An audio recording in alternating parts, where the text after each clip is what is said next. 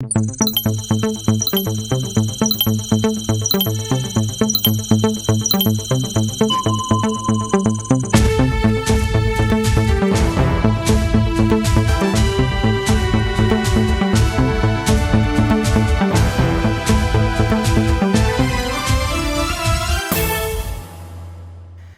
Monsieur, bonjour, bienvenue à cette édition de la mi-journée. Au sommaire, gratuité des soins au Burkina Faso. Le ministère de la Santé dresse son bilan après 5 années de mise en application du projet. L'ordonnance a le goût de la quinine, mais les résultats sont satisfaisants. Chemin de fer à Abidjan-Kaya, le consortium Burkina 2050 dénonce une gestion chaotique et interpelle les futurs dirigeants du pays à se pencher sur la question. La santé est sans prix au Burkina Faso, une vérité qui touche en tout cas les femmes enceintes et les enfants de moins de 5 ans. Le ministère de la Santé a fait le point de la mise en œuvre de cette gratuité de soins hier. Il en ressort un bilan satisfaisant pour la ministre Léonie Lougué, même si force est de remarquer que quelques aspects restent encore à parfaire. Abdoulrahim Nyenye. D'avril 2016 à juin 2020, plus de 70 millions de femmes et d'enfants de moins de 5 ans ont été pris en charge gratuitement au Burkina Faso. C'est le bilan que fait le ministère de la Santé de la politique de gratuité des soins qui a coûté 120 milliards de francs CFA. Un bilan jugé satisfaisant par le ministère car constituant un axe majeur du plan national de développement économique et social PNDS et aussi marque un pas vers l'atteinte des objectifs de développement durable. C'est-à-dire que s'il n'y avait pas la gratuité des soins, les parents devraient débourser 120 milliards pour pouvoir accéder à ces prestations gratuitement. Deuxième acquis majeur, c'est que cette politique de gratuité des soins, elle est effectivement mise en œuvre dans les centres de santé et elle a permis à tous les niveaux d'augmenter l'utilisation des services de santé. Et quand on regarde par exemple les enfants de moins de 5 ans, le nombre d'enfants qui fréquentaient avant la gratuité des soins, c'était en moyenne 1 enfant par an. Et après la mise en œuvre de la gratuité, on est passé jusqu'à 3 contacts par an. Et ces deux acquis majeurs-là, c'est lié au fait que la barrière financière a été levée. Le bilan est satisfaisant, mais beaucoup reste à faire pour parfaire cette mesure sociale. Des propositions ont été ainsi faites lors de cette rencontre d'échange. Il s'agit de l'élargissement de la mesure de gratuité à d'autres traitements spécifiques. Nous pensons qu'il faut élargir le panier de soins pour inclure les cancers. Deuxièmement, pour ce qui concerne les personnes vivant avec le VIH-Sida, le processus est en réflexion. Ce que les personnes déboursent actuellement, c'est concernant certains médicaments et certains examens qui ne sont pas spécifiques qu'on voudrait inclure dans la gratuité. La dernière proposition qui vient d'être faite par cette rencontre, c'est de prendre en compte ce qu'on appelle les urgences gynécologiques.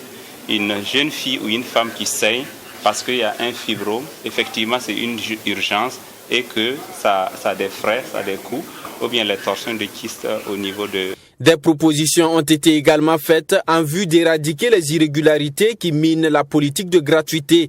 Ces irrégularités sont entre autres la surfacturation, les ventes parallèles, les rackets, les patients fictifs et la rétention des produits. Toujours dans le domaine de la santé, les étudiants de l'université de Ouagadougou aux petits soins du Larlénaba, Sa Majesté, dans un élan de solidarité face à la pandémie du Covid-19, a apporté son soutien aux universitaires. Une contribution qui se traduit par du matériel sanitaire. La réception de ce don a eu lieu mardi passé à l'université de Ouagadougou. Amine Valiant et Abdoulrahim Nyenye. Composé entre autres de masques, de lave-mains, de savons et de solutions hydroalcooliques, ce matériel de protection sanitaire, le tout d'une valeur de 3 500 000 francs CFA, est le don du Larlénaba Tigré aux étudiants de l'université Joseph Kizerbo. Pour le donateur, cette contribution est un appui aux bénéficiaires dans la lutte contre la pandémie du Covid-19. Comme vous savez autant que moi, le virus est toujours présent partout dans le monde. Et dans l'esprit de partenariat qui existe entre Belwed, le Larlénaba et l'université de Ouagadougou, le président de l'université, le professeur Rabiou, m'a interpellé, m'a sollicité pour appuyer les efforts du gouvernement au niveau de l'université. Et comme beaucoup de choses vont ensemble, il y a aussi que M. le Moro Naba, le chef de l'État, ont interpellé tous les Burkinabés à la solidarité pour lutter contre le Covid-19. Et c'est donc dans un esprit de solidarité et de partenariat que je suis venu apporter ma modeste contribution. Un acte salué par le président de l'université, Joseph Kizerbo. Il promet aux donateurs que le matériel sera utilisé à sa juste valeur. Le partage va se faire comment? Moi, j'allais dire à son excellence, comme c'est la plus grosse université, plus de 70 000 étudiants, et j'avais envie de m'accaparer de tout cela. Mais seulement, il n'y a pas que l'université Joseph Kizerbo, il y en a d'autres. Il y a Nazi Boni, il y a Norbert Zongo, il y a l'université Thomas Sankara. Donc, comme les Moussi disent, donc on va partager. Pour l'instant, je vais prendre le maximum. Et ça, c'est son excellence qui l'a dit. Et ce n'est pas moi qui l'ai dit. Nous profitions de cette occasion pour remercier son excellence Larlé Naba Tigré parce qu'il nous appuie auprès de l'incubateur. Ce don intervient quelques mois après une requête adressée par l'université Joseph Kizerbo au Larlé Naba Tigré dans le cadre de la lutte contre la pandémie du Covid-19. Mention très bien pour Adama Badolo. Désormais attaché de santé en anesthésie-réanimation, Adama Badolo a présenté et défendu le fruit de plusieurs mois d'efforts.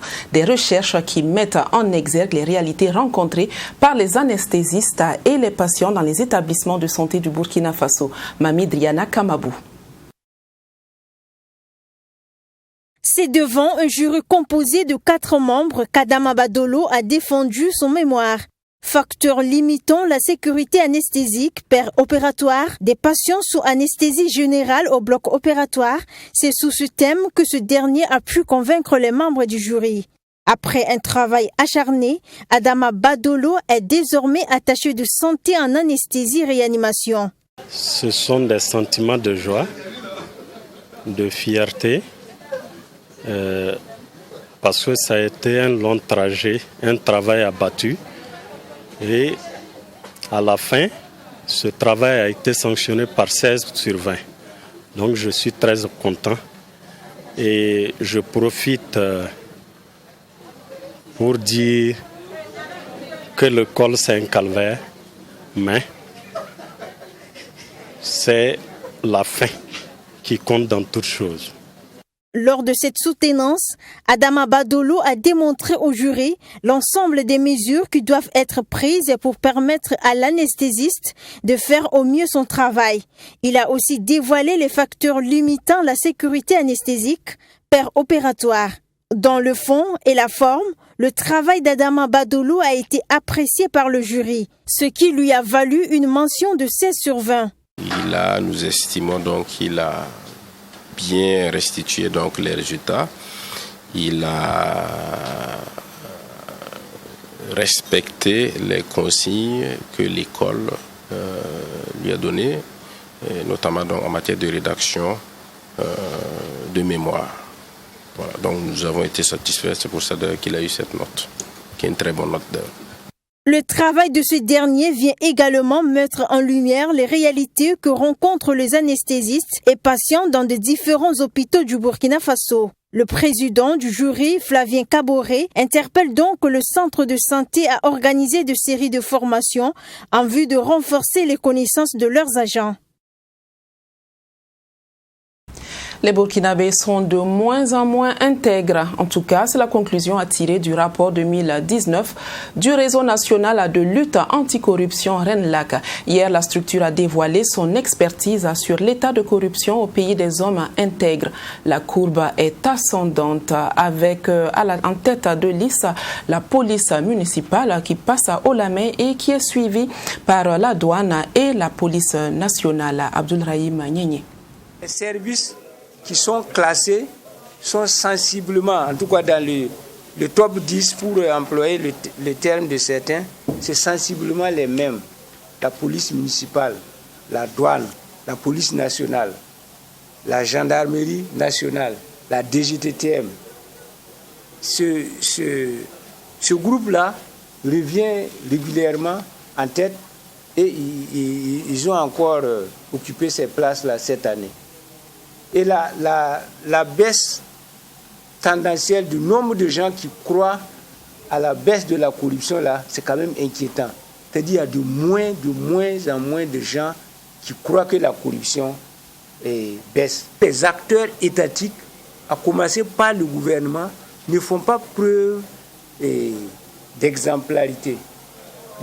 Ils ne font pas preuve de bonne gouvernance, de telle sorte que les citoyens sont de plus en plus persuadés, avec l'impunité régnante, les citoyens sont de plus en plus tentés de croire qu'il faut passer par la corruption si on veut réussir.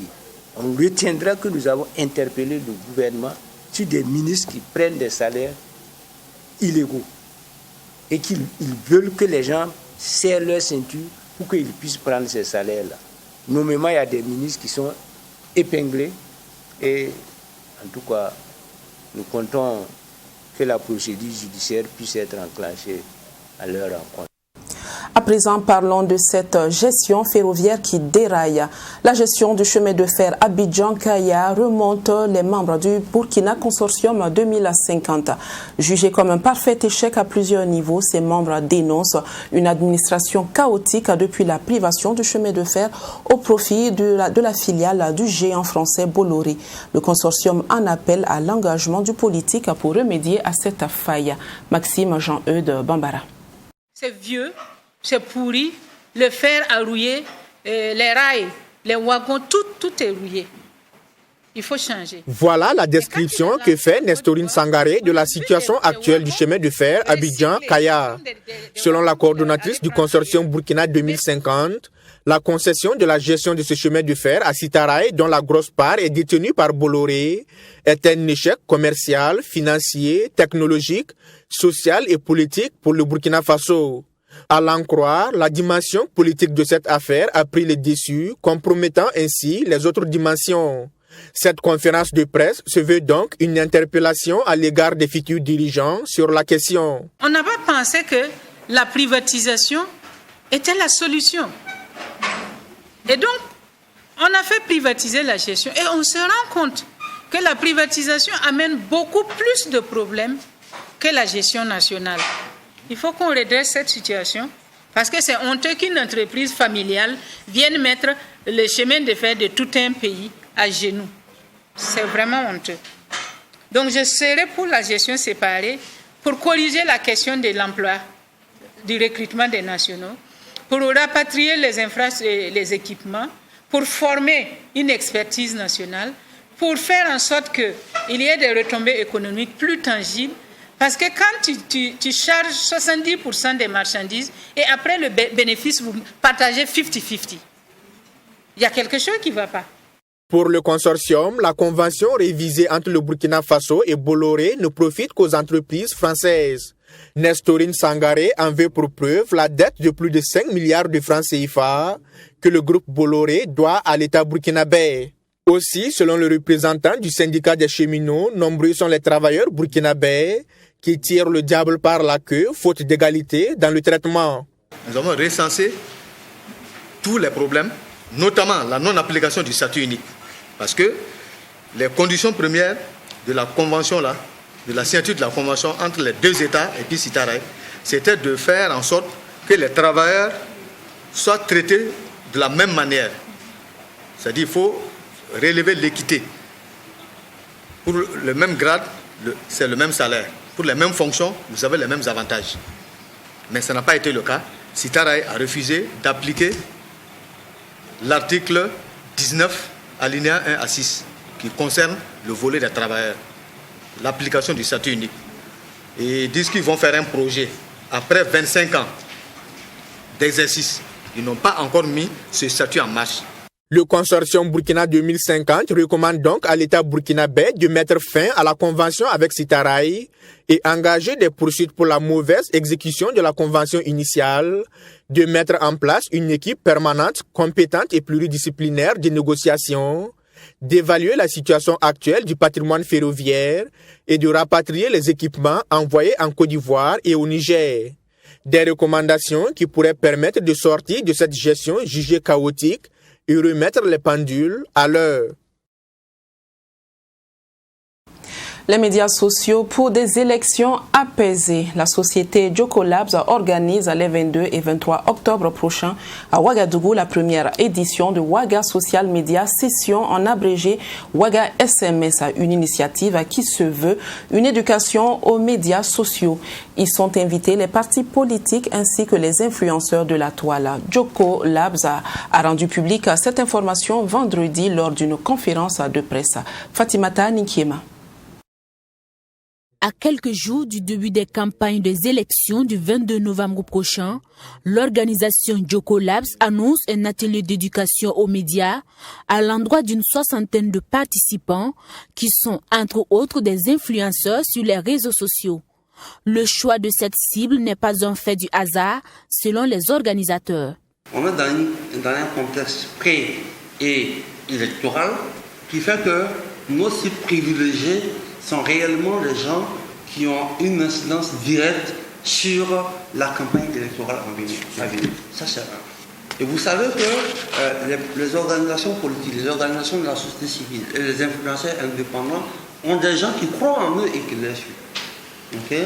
Et c'est des gens qui partagent les publications sur les réseaux sociaux et qui commentent les publications sur les réseaux sociaux.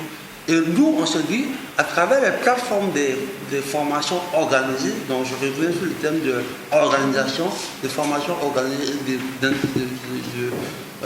d'activistes qui sont très suivis, il y a réellement une aubaine pour toucher beaucoup de gens qui sont sur les réseaux sociaux. Okay? L'idée pour nous, c'est que ces formations influencent jusqu'à l'édition et à la rédaction des discours politiques hors médias sociaux.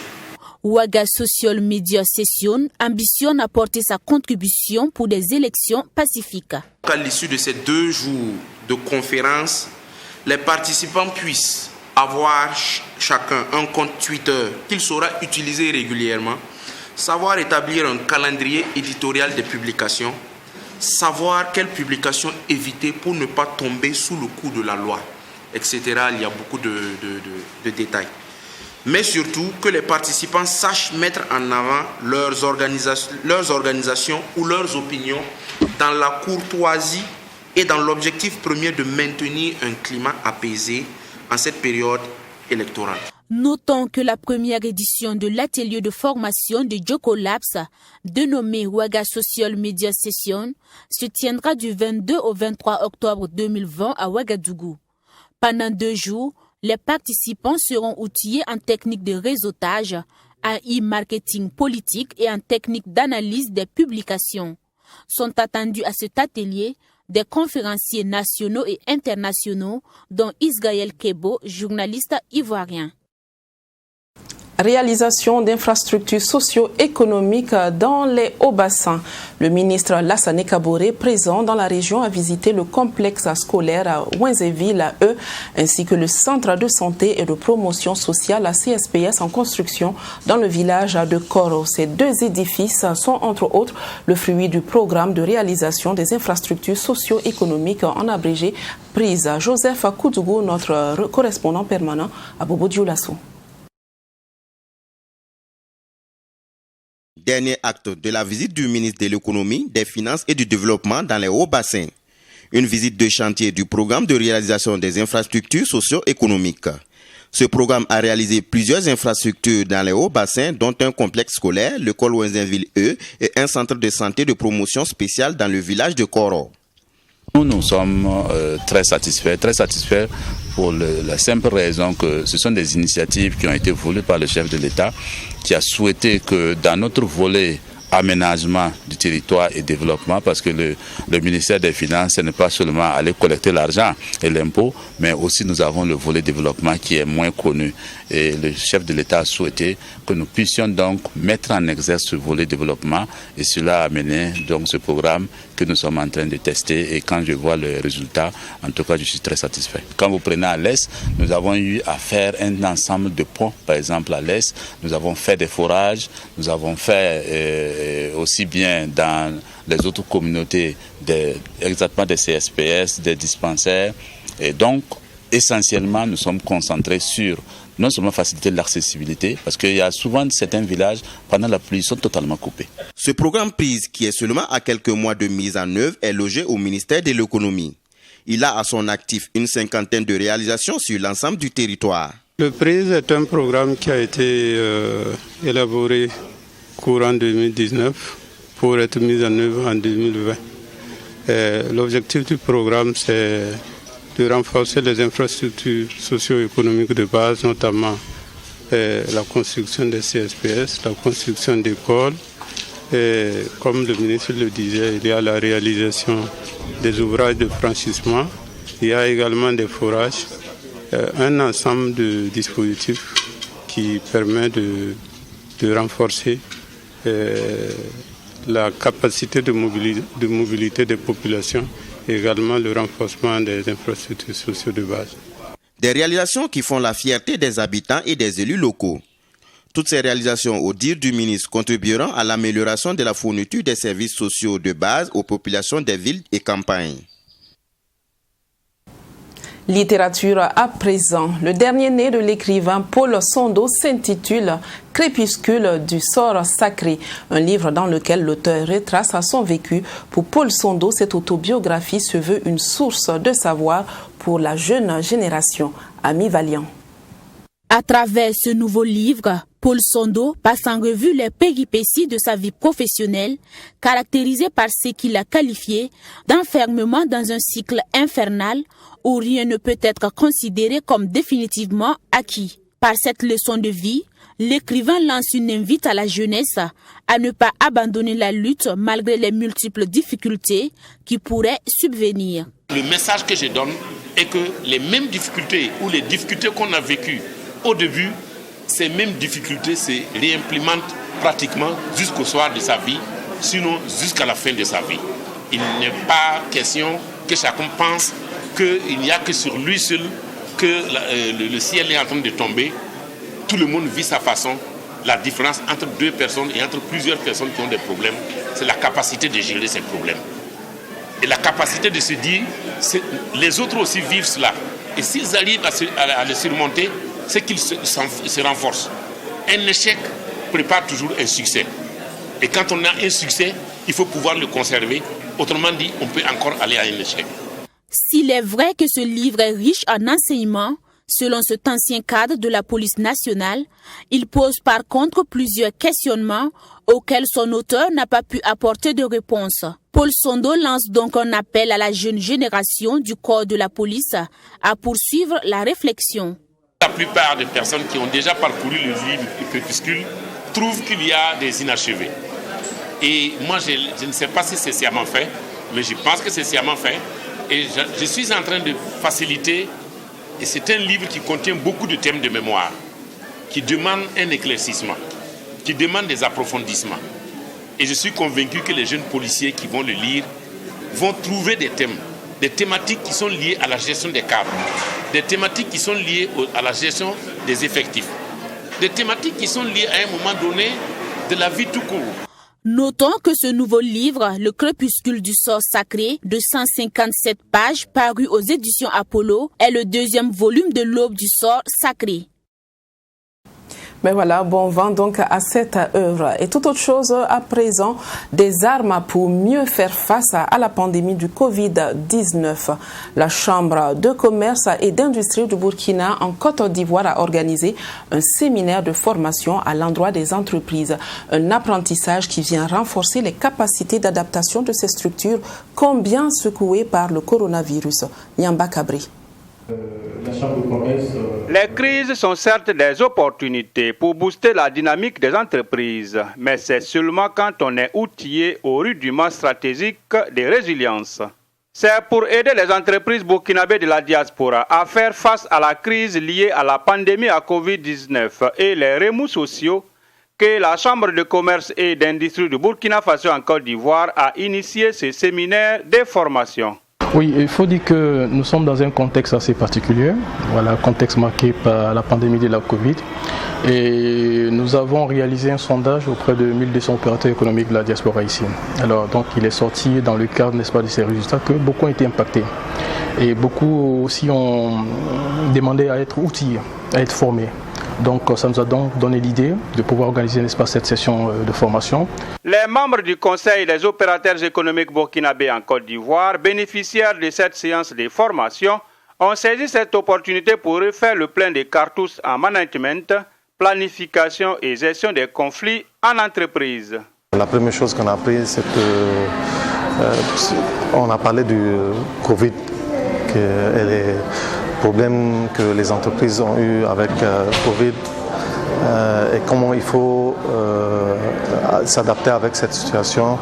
Ce séminaire m'a apporté beaucoup de connaissances sur le plan de management et sur la gestion des ressources humaines, des ressources financières et des ressources financières. Et puis, vraiment, beaucoup de choses. En période de crise en général, c'est une situation inattendue. Donc en période d'inattendu, il faut une stratégie managériale appropriée à la situation. À partir de ce moment-là, il y a la notion de segmentation du marché. Donc on ne peut pas développer complètement notre stratégie en temps normal, il faut resegmenter donc le marché en nous appropriant les caractéristiques du marché, mais qui sont de deux options. La première option, c'est de subdiviser donc le marché en fonction donc de la clientèle, qu'on soit distributeur ou producteur, qu'on soit donc dans ce dynamisme du B2B ou du B2C. Et encore, il faut subdiviser donc le marché donc en deux autres volets, en fonction du type de produit attendu donc par le consommateur ou du type de produit donc à fournir au consommateur, en prenant effectivement le contre-pied donc de ce que développe normalement le marketing en général. Il faut noter que la Chambre de commerce et d'industrie du Burkina Faso en Côte d'Ivoire, partenaire institutionnel des opérateurs économiques burkinabés, par cette initiative s'est dit vouloir être proche de ces derniers. Et c'est la fin de cette édition. Je vous quitte sur cette magnifique photo de crocodile sacré de Bazoulé. Bazoulé est un village situé dans le département de Tanguenda-Souri et la province du Kadiogo. Excellent week-end en compagnie des programmes de 3TV, la télévision interactive.